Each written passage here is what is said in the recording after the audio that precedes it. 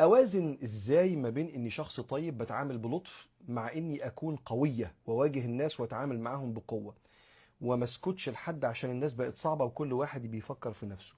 لا، هو من الطيبة ان انا اواجه، ولكن اواجه بحزم في غير عنف ولين في غير ضعف، وبالتالي انا لا افقد طيبتي.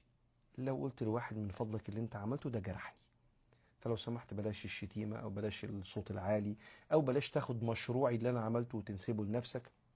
دي طيبة، ده انت كده طيبة جدا. لان ساعات الواحد بيفتكر انه لو واجه وطالب بحقه بشيء من الوضوح يبقى هو كده عنده شيء من الشر، او مثلا واحد استلف منك فلوس فبتروح تقول له من فضلك محتاج الفلوس بتاعتي، وانت عارف انه عنده قدرة، يعني هو مش متعسر ولا حاجة.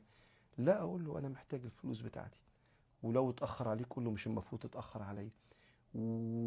وساعات بيبقى البني آدم مضطر انه يلجأ للجهات المختصة والقانون عشان يسترد حقه، على فكرة بمنتهى الطيبة، من واحد بيعتدي عليا وفي بلدنا في قانون وبالتالي بلجأ للقانون، وانا طيب على فكرة مش مفتري ولا حاجة، بسترد حقي.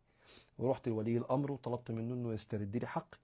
وبالتالي الطيبة لا آه، تتنافى مع المواجهة الواضحة اللي ما فيهاش عنف ولا اعتداء. بس يمكن احنا محتاجين نتعلم السكيل دي، المهارة دي، ازاي ان انا اعبر عن حقي وانا من غير ما اغلط فركب نفسي الغلط واضطر اعتذر لاني اعتديت وانا بطلب بحقي. ودي خبرة من خبرات الحياة.